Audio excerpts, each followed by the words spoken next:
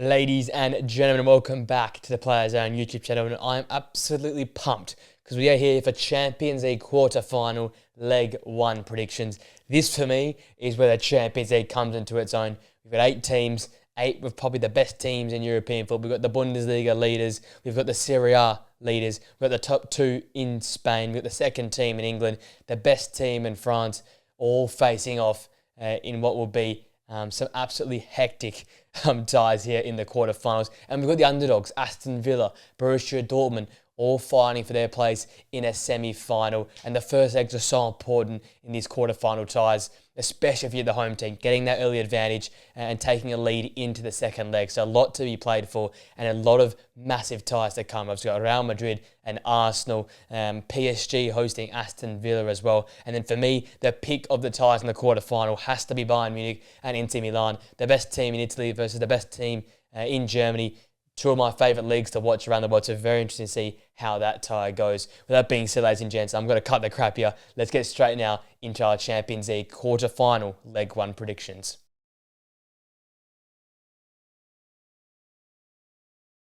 The first game is one many are going to have their eyes fixated on. It is Arsenal hosting Real Madrid. Arsenal into a quarter-final tie for the first time in what feels like forever, and a massive tie with Los Blancos coming to town. Arsenal in some decent form. They are unbeaten in their last 7 matches. They come to this one off the back of that absolute domination of PSV, 9-3 on aggregate throughout those 2 legs there. But once again, they get Bukayo Saka back, but they lose Gabriel. That is the big out for them. It's been a theme of their season, but they've battled through so far this season and continue to be performing well in the Champions League. If we take aside their league form, Champions League-wise, they've been very, very competitive. Not the expansive team, but a team that gets results, and that's really very, very important versus a Real Madrid side that's not in great form themselves. When you look at Arsenal, one man comes to mind, especially considering the recent return. It is Bukayo Saka. Came off the bench versus Fulham, almost scored instantly since coming off the bench from his injury to make a difference in that game. He will be vital yet again here versus Real Madrid.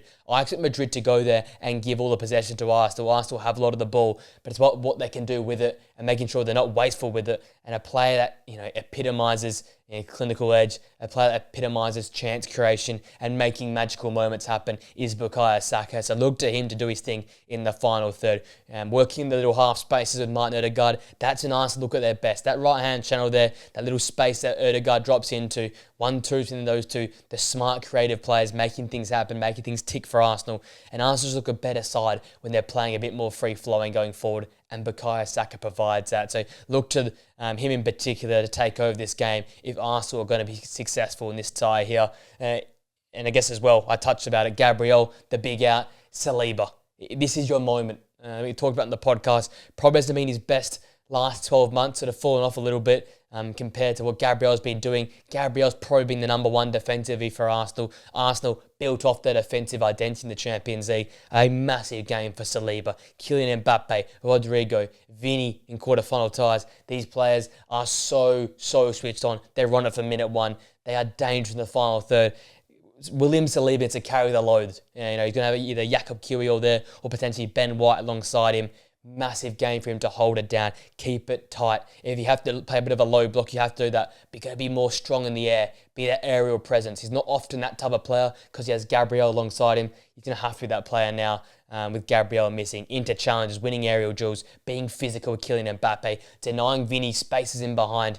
A real big important job for Saliba in this game here if Arsenal want to go on and be competitive versus Real Madrid side, who comes this game off the back of that dramatic win against Atletico Madrid on penalties, 4-2 in the end after drawing 2-2 across extra time as well. They've been a bit hit and miss in recent times in the league as well. 8 games out of clean sheet to come off the back of that heartbreaking 2-1 loss with basically the last kick of the game versus Valencia on the weekend in La Liga, and they need to bounce back. But Real Madrid La Liga versus Real Madrid Champions League is a whole different beast. You look at this side here, they always find a way, and that's what brings me on to my key players. Kylian Mbappe in the Champions League, but most importantly Vinicius. Not being his season, far from it. Ballon d'Or Vini was started around this time last year, where he was tearing sides apart in the Champions League, winning games with his own boot, being that difference maker. This is the time when Vinicius Junior comes to play. And I think in this quarterfinal tie versus an Arsenal side that's going to be very defensive, sitting in a low block, there's one man that can break apart a low block, is Vinicius Junior. Mbappe's pace in transition when Real sit in deep. They absorb some pressure. The outball from Valverde or Garcia or Ferland Mendy will be to Mbappe in behind, and Mbappe to use his pace as well. I think these two are destined. One of them's going to have a great game. One of them's going to tear this game apart. If they get off the chain, get out and get into space, boy, give it up if you're Arsenal, because these guys, when they get the shackles off, when they're feeling loose, when they're feeling fluid in the final third, you can't stop these guys. We've been teased it all season. There's been moments when both of them have got going at the same time, but not enough. If they both get going this game here, the tie is won already. So massive gains for those two there. And then the underrated role has to go to Luka Modric in midfield, the experienced veteran, to hold it down, to make the right passes, to break the play up, prevent Odegaard and Declan Rice just cruising in midfield and having time on the ball. Luka Modric will be that player in there that he can break the play up, win the ball, and then make the right read. Show his vision, show his passing array, and be that leader on the pitch. I tell you, it's going to be a great game. I think Real Madrid will be the more pragmatic, sitting in, defensively orientated side. Arsenal will have the onus to go on and try and win the game. But that's when you get counter-attacks with Mbappe and Vinny in behind. That's when you get mistakes from Arsenal in possession. It's going to be a real key battle to see who can make the most of their chances. I think, though, on the big stage, Real Madrid stand up. I think Vinicius makes this game about him and he wins it off his own boot. I've gone with a Real Madrid 2-1 win. I think Real Madrid are better in these games, better in these moments, and as such, they get a first leg lead for me.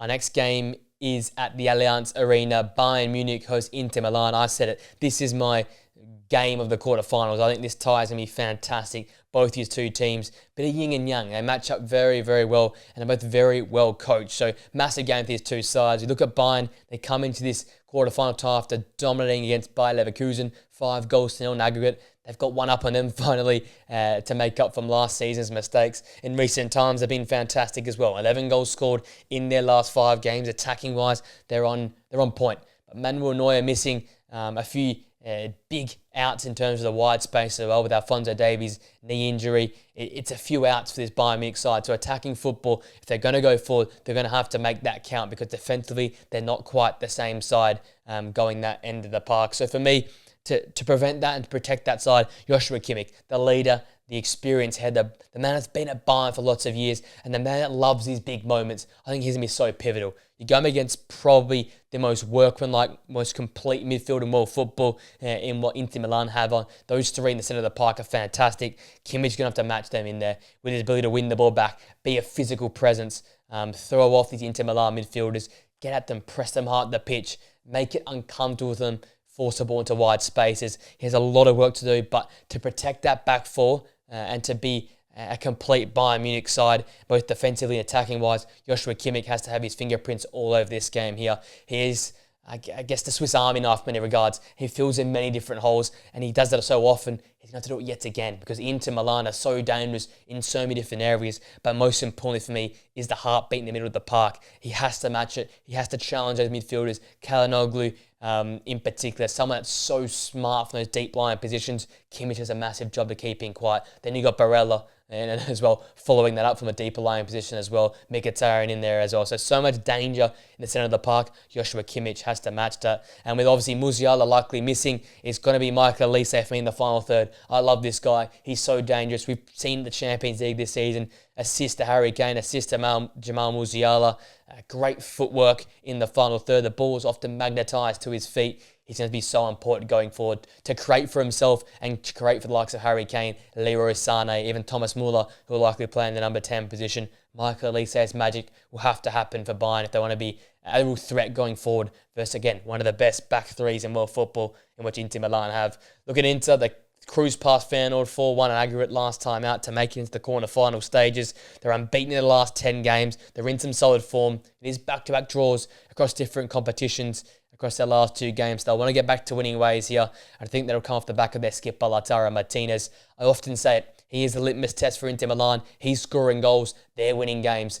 when he's slightly off or not at the races or lacking confidence, Inter look like a different side. But when he's confident, scoring, taking chances on up top, they look like such a different side, a dangerous side, a side that has different avenues to goal. We know their fullbacks can score goals. We've seen Darmian, Pavard, and we've seen players like Bisek go forward and score big goals. We've seen midfielders like Kalanoglu score important goals. We've seen Mkhitaryan score important goals. Barella's good for a goal as well. You add that into a clinical striker with Thuram. He's been great form this season, still coming back from that injury. But if Lautaro Martinez is going, the skipper, the leader, the passion from him, then Inter Milan are flowing. Then they're almost unstoppable because you've got so many different avenues to goal. And when you're number 9 scoring goals like he has in different times across the last few seasons, they're so hard to stop. It's this stage for Inter Milan that they've often slipped up in recent times where they haven't got over that hurdle. I think to Atletico Madrid last season where they really should have got past them and shown what they're all about. This is one of their final chances for this team. It's an older team, massive game. Lautaro Martinez, the skipper, has to lead the side. And then equally important is Darmian and Di Marco, the wide wing backs. I don't think many teams in the world can match up to these two in wide spaces. I only think of Bayer Leverkusen, and they lost to Bayern Munich. But with two inexperienced fullbacks for Bayern Munich versus these great wingbacks and how dangerous they can be into wide spaces, committing up the pitch and committing numbers forward to create overloads in wide spaces, that could be the difference maker between these two sides here. A 5-back versus a 4-back with inexperienced fullbacks taking on some of the best wingbacks in world football, that could simply put be the difference between these two sides here. I look at this game here and I really can't separate these two teams, especially the Allianz Arena. I think Bayern come to this game with a weaker side. I guess Inter, though, not as progressive and attacking, it sort of makes for a draw. I've gone with a 1-1 draw between these two sides here. I think Bayern will start on the front foot. I think Inter will grow into the game. They're happy to take a 1-1 draw here in the first leg and go back to the San Siro to try and win this in the second leg.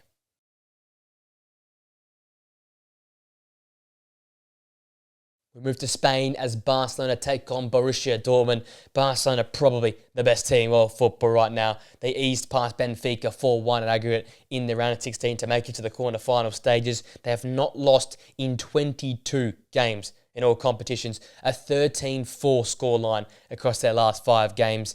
At the moment, only Anthony and Real Betis can stop this side here from being successful. They've been so dangerous across all different competitions. Highest scoring team in Europe, one of the best defensive units right now in world football as well. They're getting it going in all areas of the park right now. And for me, simply put, you look up top for them. Goals have been their avenue to Rafinha and Lamine Yamal. They're going on a generational run of the Champions League this season. They're going to be so important yet again. I don't think Borussia Dortmund have a match-up for these two players right now. Their trickiness, their ability to operate in the counter-attack, to operate against a low block, their smarts to play a pass, their smarts to the give and go. They're good with and without the football. They're just unstoppable right now. Lamine Yamal, a slight little dip, but still finding some magical moments, magical goals, whether it be for Spain, for the club side in domestic football or in the Champions League. But then you look at Mr. Champions League this season, which has been Rafinha, constantly getting massive goals, game-changing goals, important goals, leading this side as a proper captain should be doing. And right now, his goal threat and his goal sense in and around the box is second to none, almost unstoppable. And you forget about Robert Lewandowski up there as well. I just think they're too sharp in the final third right now for Borussia Dortmund. So Lamine Yamal and Rafinha, basically the X factors that could tear this game apart for Barcelona. Look in the midfield, Frankie de Jong coming into the side with Casado missing alongside Pedri. They're the two deeper lying playmakers. Borussia Dortmund will likely commit to sitting in deep, to being that pragmatic side and giving up possession. So Frankie de Jong, Pedri, massive roles to prevent the counter-attack, but most importantly with Barcelona in possession, be those deep-lying playmakers, break apart lines, find that pass, break apart this Borussia Dortmund low block, because they'll definitely sit in with a bank of 5 and a bank of 4 in front of that. You could be assured of that. So these deeper line midfielders have to be able to break lines, play the right pass, and not be careless in possession and give it away, allowing Borussia Dortmund a chance to counter-attack, because that's where they're going to be at their best. Dortmund made their way through just against Lille, one of the more competitive round of 16 ties, 3-2 on aggregate. They've had a mixed bag in recent times, 3 wins and 2 losses. However, they've got a 7-2 aggregate scoreline in their last 2 games, beating Freiburg and Mainz respectively, 2 of the top 5 sides in the Bundesliga. So form is on their side. They've gone to a 5-back. They've become a little bit more settled in that system there. But Reese and Svensson, the two wing-backs, have massive jobs. I said it. I don't think anyone can match up with Lamine Yamal and Rafinha, but these two have the job. They have the assignment. So massive games required for them. Probably the best games in their life if they want to get past this Barcelona side. They're going to have to be touch tight. They're going to have to limit spaces in behind, however, though, as well. And they can't get caught up, just focusing on the wide players, because in come the midfielders as well. So, support from the likes of Kane, Chukwuemeka, or Scan as well, doubling up at the wide spaces, preventing them cutting inside. Massive job, I guess, for all four of those players, but in particular Svensson and Reesen as the two wing-backs. And then for me, they've gone to this speedier front two. Karim Adeyemi and Maximilian Bayer up top. Maximilian Bayer, a soft spot for me. I absolutely love him. Not the right move for him this season, but finally getting to grips with this new club, getting his footing under him, and he's been contributing to a lot of goals in recent times. Him and Adeyemi is the real counter-punch up top. They will play the counter-attacking style of football. These two will be the outballs. So important that if they get a chance early on, within the first 30 minutes, they take it. It gives this Dortmund side some confidence and some belief they can go and win this game of football and win this tie. If they're not clinical, if they're wasteful with their chances, Barcelona will punish this Dortmund side. So massive gains required from Adeyemi and Bayer to be the outball, to hold the ball up if they get that long ball sent to them, and be a threat running in behind. Use your pace, use your speed, your youthfulness, your agility to get in behind this Barcelona backline and cause havoc. There's a real chance here for Dortmund. We saw what they did last year to make the final. They had no right really to be there on their league form. Neither do they this season, but they love a Champions League night, and these two could be the difference if they want to be competitive against Barcelona in Barcelona. With that being said, though, I'm backing Barca in. Yeah, they've been the best team all year across every different competition. They're a goal-scoring threat, and I see them chucking a few past Dortmund in this game here. I've gone with a 3-1 Barcelona win in this first leg here, basically nearly converting and winning this tie in this first leg.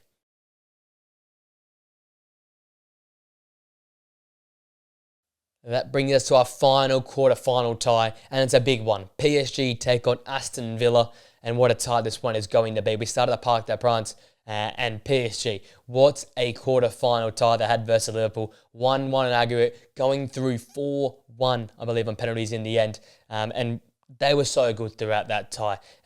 Different areas of the park, every line, midfield, defence, goalkeeper, strikers, they did their job. They played to an 8 or 9 out of 10 in the Champions League. And we have not seen that ever from a PSG side, whether it be the Messi, Mbappe, Neymar era, whether it be the Cavani's of years gone past, all those great French players in that centre of midfield, Matuidi and co. They've never really had a complete performance like they did versus Liverpool in that Champions League tie, and they absolutely deserved to go through. Now they've got their next hurdle against another English club, and I think they can do it yet again because they've won 6 games in a row. They've gone on and won the league on without losing a single game, unbeaten throughout the season so far. And I think they take that confidence into this tie here versus Unai Emery's Aston Villa. For me, the superstar this season has been Desiree Doué up top on that wide area has been phenomenal. Yes, Kavica Kvaratskhelia has joined. Yes, Ousmane Dembele has been fantastic in the Champions League. But Doué, his ability to just tear up a back line with his quick first step, ability to step inside, score with both feet, tricky skills on the ball as well. He just hypnotises defenders. He keeps them guessing. He keeps them on the back foot. And the job he did versus Liverpool across 2 legs in minimal minutes was just spectacular. And he, for me, has been the find of the season across all the major clubs. He has hit the ground running, another local talent.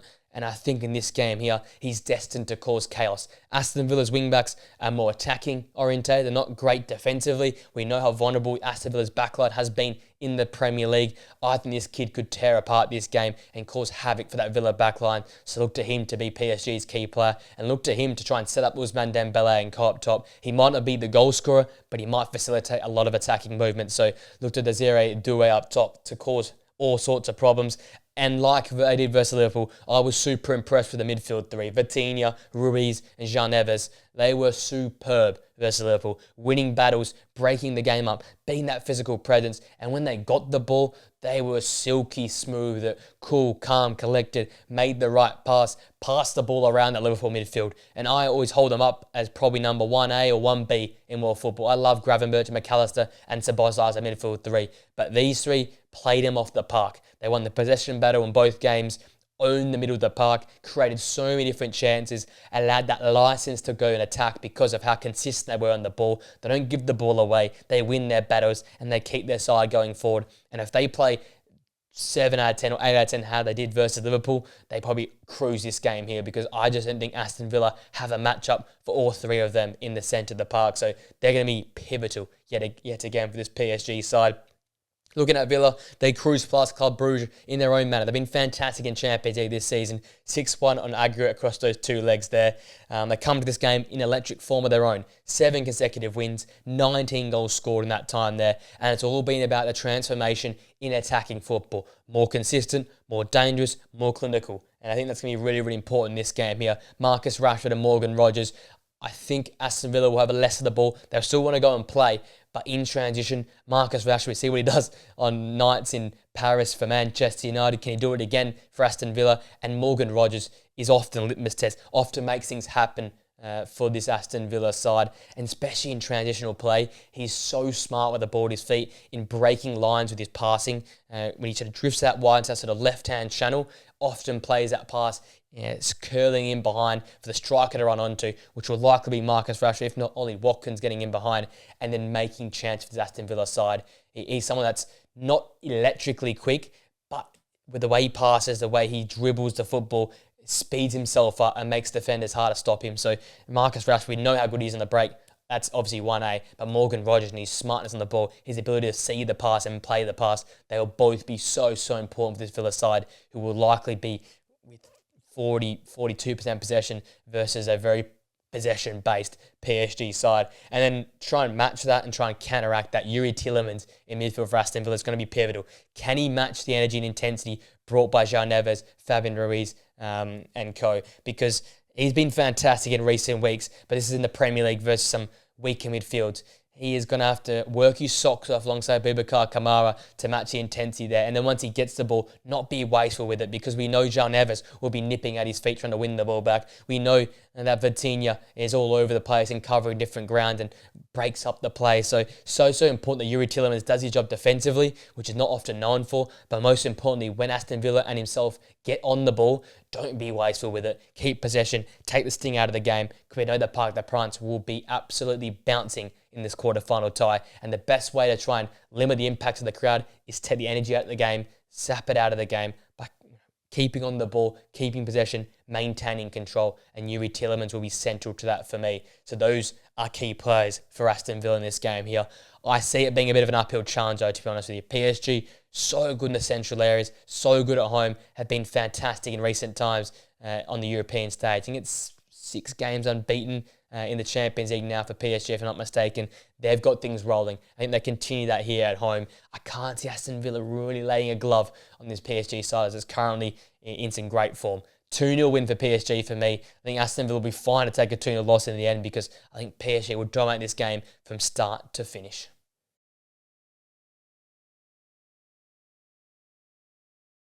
With that being said, ladies and gents, that brings my prediction video for the Champions League quarter-final first leg games to an end. Let me know your thoughts in the comment section down below. What is your favourite game? Who are some of the key players for this knockout stage? And what are your score predictions? I'd love to see the interaction in the comment section, so let me know that in the comment section down below. If you enjoyed this video, guys, smash a like on it, subscribe to the Players End channel for more videos, podcasts, reaction content here, and press that post notification bell so you know we upload. With that being said, have an amazing night. Enjoy the Champions League action across the next 2 nights, and I'll see you guys in the video very, very soon. Till next time, guys. See you later.